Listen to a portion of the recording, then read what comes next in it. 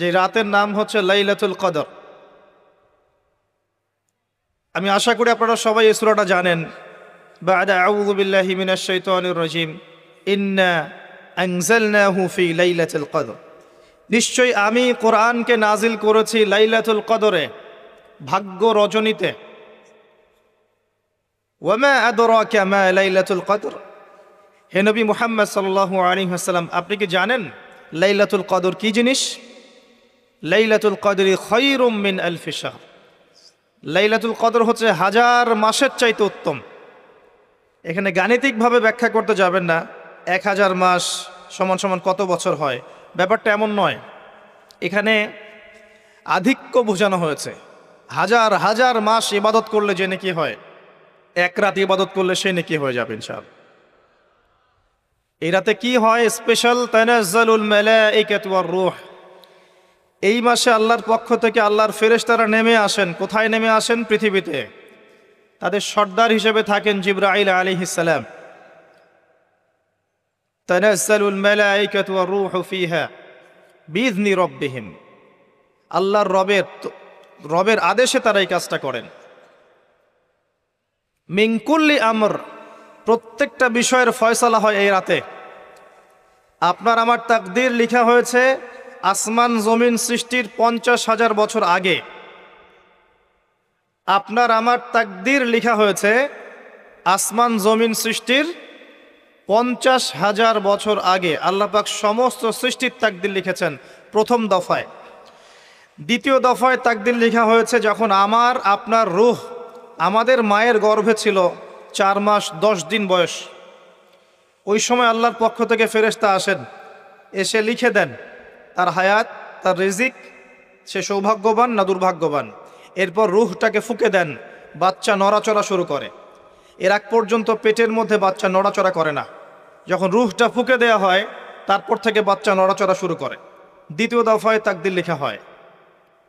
এরপরে তৃতীয় দফা লেখা হয় এই লাইলাতুল কদরে, যে আগামী 1 বছর কি হবে, আপনি কি করবেন, অর্থাৎ 1 বছরের বাজেট প্রণয়ন করা হয় প্রত্যেক লাইলাতুল কদরে। তানাজ্জালুল মালাইকাতু ওয়ার রূহ ফিহা বিইذনি রাব্বিহিম মিন কুল্লি আমর। এই রাতের আরেকটা বৈশিষ্ট্য হচ্ছে সালামুন হিয়া হাত্তা মাতলাইল ফজর। ফজর পর্যন্ত এই রাতে শান্তি শান্তি শান্তি শান্তি প্রশান্তি বজায় থাকে। এই রাতে আপনি যে দোয়া করবেন, যে কোনো দোয়াই করবেন, যদি আপনার রিজিকটা হালাল হয় ইনশাল্লাহ কবুল হয়ে যাবে। যে কোনো দোয়া। এই রাতে যারা ইবাদত করে দাঁড়িয়ে দাঁড়িয়ে, তাদের চতুর্দিকে ফেরেশতারা সমবেত হন, তাদের দোয়ায় তারা শরিক হন, তাদের জন্য দোয়া করতে থাকেন। ঠিক তখনই দেখবেন মুমিন বান্দার চোখ দিয়ে টপ টপ করে পানি পড়া শুরু হয়েছে। আপনি ফিল করতে পারবেন যে আপনার দোয়া আল্লাহ কবুল করছেন। এই রাতের ইবাদতকে 1000 মাস দিয়ে গুণ করলেও কখনো সমান হবে না। একটা রাত ইবাদত করলে আপনি হাজার হাজার মাসের নেকি পাচ্ছেন। এই সুযোগটাকে ছেড়ে দেওয়া যায়? কবে এই রাত স্পেসিফিকলি বলা যাবে না, 27 তারিখেই স্পেসিফিকলি বলা যাবে না যে 21-এর রাতেই, 23-এর রাতেই বা 25-এর রাতেই, নির্দিষ্ট করে বলার কোনো সুযোগ নাই। নবী সাল্লাল্লাহু আলাইহি ওয়াসাল্লাম লাইলাতুল কদর পেয়েছেন এবং ওই রাতে বৃষ্টি হচ্ছিল। তিনি সেজদা করছেন, তার কপালের মধ্যে মসজিদে নববীর যে মাটি আছে এই মাটির কাদা লেগেছিল। তখন কিন্তু মসজিদ টাইলস ফিটিং ছিল না। মাটির মসজিদ থেকে নবী সাল্লাল্লাহু আলাইহি ওয়াসাল্লাম বিশ্ব পরিচালনা করেছেন। আর আমাদের এখন তাজমহলের মতো মসজিদ, হেদায়েতের কোনো হও নাই এখানে। এটা আখিরুজ্জামানের সাইন, মসজিদগুলো হবে চাকচিক্যময়, হেদায়েত শূন্য। হাদিস একদম স্পষ্ট আছে, মসজিদ হবে চাকচিক্যময় কিন্তু হেদায়েত শূন্য। ইভেন দেখবেন নামাজ পড়ছে মুসল্লি, পাশে হই হুল্লো করছে। দিনের কথা আলোচনা হলে বা নামাজ পড়লে, কেউ কোরআন তেলাওয়াত করলে আদবের সাথে যে পাশে শোরগোল করতে হয় না, এটাও এখন বুঝাতে হয়। বুঝাতে গিয়ে যদি আপনি এই আয়াত তেলাওয়াত করেন, লাহুম কুলুবুন লা ইয়াফকাহুনা বিহা, কিছু মানুষকে আল্লাহ পাক কলব দিয়েছেন বোঝে না। ওয়ালাহুম আযানুন লা ইয়াসমাউনা বিহা, কিছু মানুষকে আল্লাহ পাক কান দিয়েছেন শোনে না। ওয়ালাহুম আ'য়ুনুন লা ইউবসিরুনা বিহা, কিছু মানুষকে আল্লাহ পাক চোখ দিয়েছেন দেখে না, উলাইকা কাল আনআম, এরা আনআমের মতো, বাল হুম আদাল, বরং তার চাইতেও নিকৃষ্ট। তখন কিছু মানুষের ইগোতে লেগে যায়। তা আচরণ কিন্তু এমনই। কোরআন যেখানে তেলাওয়াত করা হচ্ছে, নবীর হাদিসের কথা বলা হচ্ছে, সেখানে উঁচু স্বরে কথা বলা জায়েজ নেই। নামাজ পড়ছে একজন ব্যক্তি, সে আল্লাহর সাথে সরাসরি কথা বলছে, তার পাশে কথা বলা জায়েজ নেই। এমনকি নামাজরত ব্যক্তির পাশে কোরআন তেলাওয়াত করাও জায়েজ নেই। আমি কথা কি বুঝতে পারছেন? একজন ব্যক্তি নামাজে দাঁড়িয়েছে, আল্লাহর সাথে কথা বলছে, পাশে আপনি কোরআন তেলাওয়াত করতে পারবেন না জোরে জোরে। মনে মনে করতে হবে, করতে চাইলে মনে মনে করতে হবে। অনেক সময় মসজিদের ভিতরে দেখবেন নামাজ পড়া হচ্ছে, শোরগোল করছে। নবী সাল্লাল্লাহু আলাইহি ওয়াসাল্লাম বলেছিলেন, আখিরুজ্জামানে, তিরমিজিতে আছে হাদিসটা, আখিরুজ্জামানে ইসলামের নামটুকু থাকবে, ইসলামের প্রকৃত বিষয়গুলো থাকবে না। কোরআনের মাসহাফ থাকবে, যে মাসহাফ, কোরআনের মাসহাফটা থাকবে, এর শিক্ষাগুলো থাকবে না। মসজিদগুলো হবে চাকচিক্যময়, কিন্তু মসজিদ হবে হেদায়েত শূন্য। আর চতুর্থ লাইনটা আরো ভয়ঙ্কর। 4 নম্বর লাইনে গিয়ে নবীজি বলেছেন সাল্লাল্লাহু আলাইহি ওয়াসাল্লাম, আসমানের নিচে, জমিনের উপরে আল্লাহর সবচেয়ে নিকৃষ্ট সৃষ্টি হবেন এক শ্রেণীর আলেম, যাদের থেকে ফিতনা ছড়াবে এবং তাদের দিকেই ফিতনা ফিরে আসবে। তিরমিজির মধ্যে হাদিসটা আছে, যে কোনো আলেমকে জিজ্ঞাসা করেন এটা কোন শ্রেণীর আলেম, এটা বোঝার জন্য আপনার পিএইচডি করার দরকার নাই। যারা দিনকে দুনিয়ার বিনিময়ে বিক্রি করেছে, তারাই সেই শ্রেণীর আলেম। যারা সত্য কথা বলতে ভয় পেয়েছে, তারাই সেই শ্রেণীর আলেম। যারা সত্যকে মিথ্যার সাথে মিশ্রিত করেছে, তারাই সেই শ্রেণীর আলেম।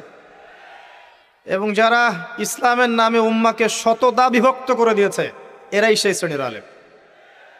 নবী করিম সাল্লাল্লাহু আলাইহি ওয়াসাল্লাম বলেছেন, লাইলাতুল কদর আমি পেয়েছি, কপালে কাদামাটি ছিল, বৃষ্টি হচ্ছিল, তার মানে ওই রাতে বৃষ্টি হতে পারে, ওই রাতে বৃষ্টি হতে পারে। লাইলাতুল কদরের আলামত, রাতের বেলা বৃষ্টি হতে পারে। বৃষ্টি হয়েছে, তিনি নামাজ পড়েছেন, কপালের মধ্যে কাদা লেগেছিল, তিনি বের হয়েছেন, সাহাবীদেরকে বলবেন কোন রাতটা লাইলাতুল কদর, আজকের রাতটা লাইলাতুল কদর, এটা বলতে বের হয়েছেন। বের হয়ে দেখছেন দুজন মুসলিম আপোষে ঝগড়া করছে। লিসেন টু মি, দুজন মুসলিম আপোষে ঝগড়া করছে। আমরা বলি না যে মুসলিমদের মাঝে ইখতিলাফগুলো রহমত, আমরা বলি না? দুজন মুসলিম আপোষে ঝগড়া করছে, এই কাজটার কারণে আল্লাহ রাব্বুল আলামিন নবী সাল্লাল্লাহু আলাইহি ওয়াসাল্লামের হৃদয় থেকে এই কথাটাকে তুলে নিলেন। তিনি আর বললেন না এক্স্যাক্টলি কোন রাতে লাইলাতুল কদর ছিল, তিনি বলতেই বেরিয়েছিলেন যে কোন রাতে লাইলাতুল কদর ছিল। আমাদের ইখতিলাফের কারণে আমরা সেই নির্দিষ্ট রাতটাকে হারিয়ে ফেলেছি। তবে এর মধ্যেই খায়ের আছে, এর মধ্যেই কল্যাণ আছে। আরবিতে একটা প্রবাদ আছে, কুল্লু শার ইউজাদু ফিহিল খায়র, প্রত্যেকটা অকল্যাণের পিছনেই কোনো না কোনো কল্যাণ আছে। নির্দিষ্ট করে বলে দিলে আমরা বাকি রাতগুলো জাগতাম না। নবী সাল্লাল্লাহু আলাইহি ওয়াসাল্লাম এখন বললেন যে আমাকে ভুলিয়ে দেয়া হয়েছে কোন রাত, তোমাদের ঝগড়ার কারণে, অতএব তোমরা শেষ দশকের বিজোড় রাতগুলোকে তালাশ করো। শেষ দশকের বিজোড় রাত বলতে 21-এর রাত, 23-এর রাত, 25, 27, 29, এই 5টা রাতের যে কোনো একটা লাইলাতুল কদর। এই রাতে ইবাদত করলে এত নেকি হচ্ছে, কারণটা কি? রাত আর দিন কি ডিফারেন্ট কিছু? প্রত্যেক রাতেই কিন্তু আল্লাহ পাক প্রথম আসমানে নেমে আসেন, প্রত্যেক রাতে, শুধু শবে বরাতের রাতে নয়, শুধু নিসফে শাবানের রাতে নয়, কিন্তু প্রত্যেক রাতেই আল্লাহ পাক প্রথম আসমানে নেমে আসেন। তিনি কিভাবে নেমে আসেন এটা ব্যাখ্যা করার দরকার নেই আমাদের। আল্লাহ পাক বলেছেন নেমে আসি, বাস আসি। কারণ সবকিছু আমরা যুক্তি, বিজ্ঞান, দর্শন দিয়ে প্রমাণ করতে পারবো না। পারবো? সায়েন্সকে জিজ্ঞাসা করেন যে স্বপ্নের ব্যাখ্যা কি, ঘুম কাকে বলে, আত্মা কাকে বলে, আত্মা কঠিন না তরল না বায়বীয়, পারবে সায়েন্স ব্যাখ্যা করতে? কবরের আযাব কি, জিন জাতি কি, জিন জাতি কাকে বলে, জিন জাতি কেমন দেখতে, মালায়েকা কেমন, তারা কিভাবে কাজ করে, তাদের ফাংশন কি, তারা কি ব্যাখ্যা করতে পারবে? আমাদের একটা চেতনা তৈরি হয়েছে, সায়েন্স যা বলবে তাই সত্য। এই চেতনা পুরোপুরি সত্য নয়। কোরআন এবং সুন্নাহ, আল্লাহ এবং তার রাসূল যা বলবেন সেটাই চূড়ান্ত সত্য। এর বাইরে সত্য মিথ্যার চূড়ান্ত কোনো মানদণ্ড নাই। হ্যাঁ, সায়েন্সের ভিত্তি আমরাই দিয়েছি, এটা অমুসলিমরা দেয়নি, এর ভিত্তি মুসলিমরা দিয়েছে। পরবর্তীতে এরা এর উপর ঘষা মাজা করেছে। এখন সায়েন্টিফিক এবং টেকনোলজিক্যাল রেভলিউশন আসছে পশ্চিমা সভ্যতা থেকে, কিন্তু এই সভ্যতার ধারক বাহক ছিলাম আমরা। সভ্যতা এদের দ্বারা শুরু হয়নি, সভ্যতা নবীদের দ্বারা শুরু হয়েছে। তো সব কিছু সায়েন্স দিয়ে ব্যাখ্যা করা যাবে এমন নয়, কারণ সায়েন্সের সীমাবদ্ধতা আছে, আল্লাহর জ্ঞানের কোনো সীমাবদ্ধতা নাই। তো আল্লাহ নেমে আসেন, ব্যাস নেমে আসেন। নেমে এসে আল্লাহ পাক কি বলেন? আল্লাহ পাক তিনটা কথা বলেন। রাতের শেষ অংশ, রাতকে ভাগ করেন। যদি 6টার সময় রাত শুরু হয়, রাত কিন্তু রাত 12টায় শুরু হয় না, সূর্য ডুবে গেলেই রাত শুরু হয়, এটাই ইসলাম। এখন 6টা থেকে আপনি এই 5টা পর্যন্ত সময়টাকে 3 ভাগে ভাগ করেন। শেষের অংশ ধরে নেন যে 1টা থেকে 5টা, কথার কথা আমি এস্টিমেট করলাম, এই সময়টুকুতে আল্লাহ রাব্বুল আলামিন কাছে নেমে আসেন প্রথম আসমানে, অর্থাৎ তার রহমত নিকটবর্তী হয় এবং তিনি আহ্বান করতে থাকেন 3টা জিনিস। 1, কে আছো? আমার কাছে কিছু চাইবে, যা চাইবে আমি তাই দিব।